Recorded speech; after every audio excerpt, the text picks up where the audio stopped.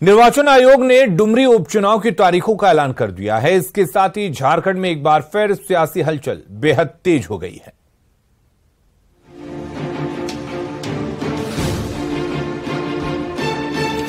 निर्वाचन आयोग की ओर से डुमरी उपचुनाव की तारीखों का ऐलान होने के साथ ही झारखंड का सियासी पारा फिर चढ़ गया है।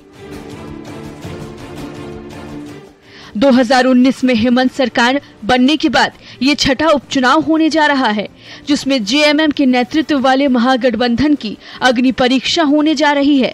तो इसी साल रामगढ़ उपचुनाव के साथ आए बीजेपी और आजसू गठबंधन को भी जनता की अदालत में महागठबंधन की चुनौती का सामना करना पड़ेगा। बहुत ही मुश्किल होगा। जहां तक भारतीय जनता पार्टी का प्रश्न है, आजसू और हम गठबंधन के सहयोगी हैं, साथ मिलकर लड़ेंगे और जनता के समक्ष अपनी बातें दमदारी के साथ रखेंगे। विगत 3.5 साल की जो इनकी नाकामियां हैं उसको उजागर करेंगे। जनता से हम सहयोग मांगेंगे। डुमरी के जेएमएम विधायक रहे पूर्व मंत्री जगन्नाथ महतो का 6 अप्रैल 2023 को निधन हो गया था। तब से 4 माह तक ये सीट खाली थी। अब निर्वाचन आयोग ने डुमरी में 5 सितंबर को वोटिंग कराने का ऐलान कर दिया है, जबकि 8 सितंबर को वोटों की गिनती होगी। ऐसे में डुमरी उपचुनाव को लेकर सियासी सरगर्मी बढ़ गई है। 2019 के बाद 5 बार हुए उपचुनाव में 4 बार यूपीए और 1 बार एनडीए को जीत मिली है। ये छठा उपचुनाव होगा जब यूपीए और एनडीए एक बार फिर आमने सामने हैं। एनडीए में बीजेपी या आजसू किसका प्रत्याशी चुनावी मैदान में होगा, इसका खुलासा तो नहीं हुआ है, पर दिवंगत जगन्नाथ महतो की विधवा बेबी देवी को मंत्री बनाकर जेएमएम ने उन्हें उम्मीदवार बनाने का संकेत जरूर दे दिया है। झारखंड मुक्ति मोर्चा को अपने कार्यकर्ताओं पे पूरा विश्वास है और झारखंड मुक्ति मोर्चा के कार्यकर्ता अपनी तैयारी में लगे हुए हैं डुमरी विधानसभा के उपचुनाव को लेकर के, और उसके परिणाम भी आ जाएंगे। हमको लगता है कि अपार जन समर्थन हम लोगों के साथ है और रिकॉर्ड वोटों से हम वोट नहीं कहते, श्रद्धा सुमन के साथ हम इस चुनाव को जीतने का काम करें। हमारा तो प्रत्याशी तय है और गठबंधन के तमाम दल जो हैं वो उस प्रत्याशी को अपना समर्थन देने का भी काम किया है। तो स्वाभाविक तौर पे हमारा प्रत्याशी तो डुमरी में पूरी मजबूती के साथ चुनाव लड़ेगा।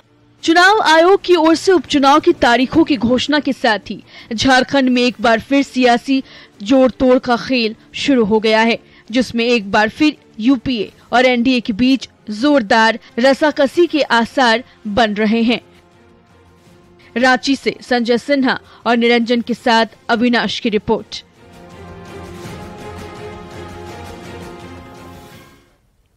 क्षेत्रफल के हिसाब से झारखंड के सबसे बड़े जिले गढ़वा में इन दिनों लोग हाथियों से खौफ में हैं। रंका, रमकंडा, भंडरिया में आतंक मचाने के बाद अब 21 हाथियों का झुंड छत्तीसगढ़ के रास्ते कनहर नदी को पार कर धुरकी एरिया में पहुंचा है।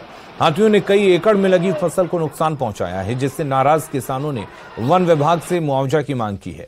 लोगों का कहना है कि इस इलाके में पहले कभी हाथी नहीं आते थे।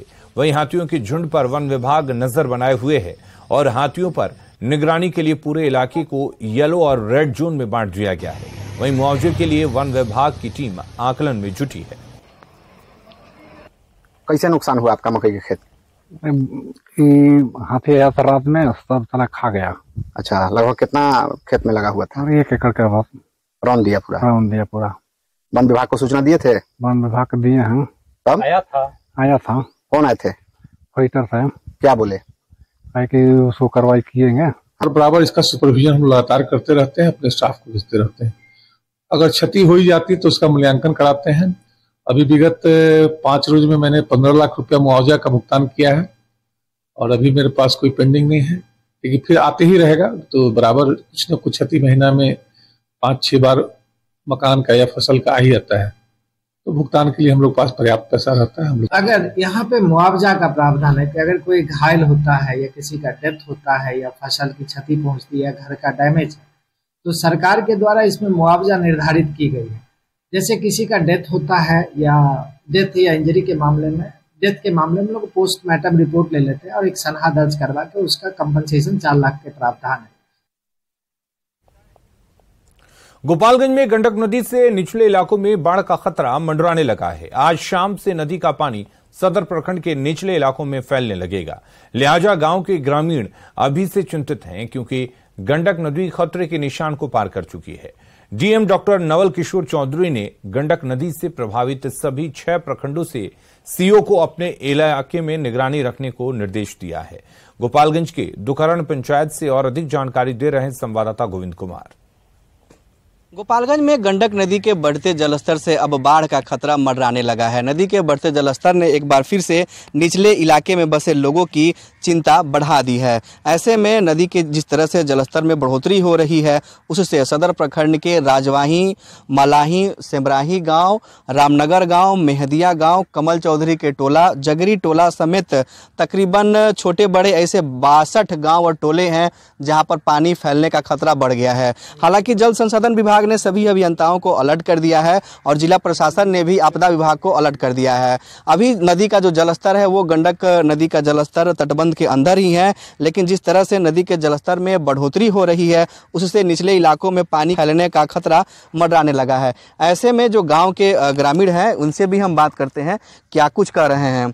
नदी का जलस्तर बढ़ेगा तो कहाँ पहले पानी फैलेगा? पहले मलाई टोला, उसके बाद मेहदिया, कौन गाँव है वो, जगरी टोला, उसके बाद रजवाही, सेमराही, इन इलाकों में ऐसे कई इलाकों में निचले स्तर। सीजन का पहला पानी है जब इतना गंडक नदी में आया है? जी जी। इसके पहले इस साल आया था? नहीं, इस साल इतना नहीं आया था। कैसे बढ़ रहा है, क्या पता चला आप लोगों को? ये तेजी से जलस्तर के पानी ऊपर के भाग में है। ये तमाम ग्रामीण हैं, लेकिन जिस तरह से नदी के जलस्तर में बढ़ोतरी हो रही है उससे छोटी नाव का जो परिचालन है उसे बंद करा दिया गया है। अब सिर्फ बड़ी नाव का परिचालन ही होगा जो मोटर युक्त नाव है, और ऐसे में जिला प्रशासन है वो लगातार नदी के बढ़ते जलस्तर को लेकर मॉनिटरिंग कर रहा है। गोपालगंज के जो डीएम है डॉक्टर नवल किशोर चौधरी, डीएम ने भी जो है सभी अंचल पदाधिकारी जो बाढ़ प्रभावित क्षेत्र के हैं, जैसे कुचायकोट प्रखंड, सदर प्रखंड, माझा प्रखंड, बरौली, सिधवलिया और बैकुंठपुर, इन 6 प्रखंडों के सीओ को भी एहतियात तौर पर तटबंधों पर निगरानी रखने और गंडक नदी के बढ़ते जलस्तर पर लगातार नजर रखने का निर्देश दिया है। ऐसे में गंडक नदी के बढ़ते जलस्तर ने एक बार फिर से निचले इलाके में बसे लोगों की चिंता बढ़ा दी है। गोविंद कुमार, न्यूज 18 गोपालगंज। और इस बुलेटिन में फिलहाल के लिए इतना ही। आगे देखते हैं हेडलाइंस प्रेजेंटेड बाय एक अनोखी खुशबू ब्लैकस्टोन अगरबत्ती।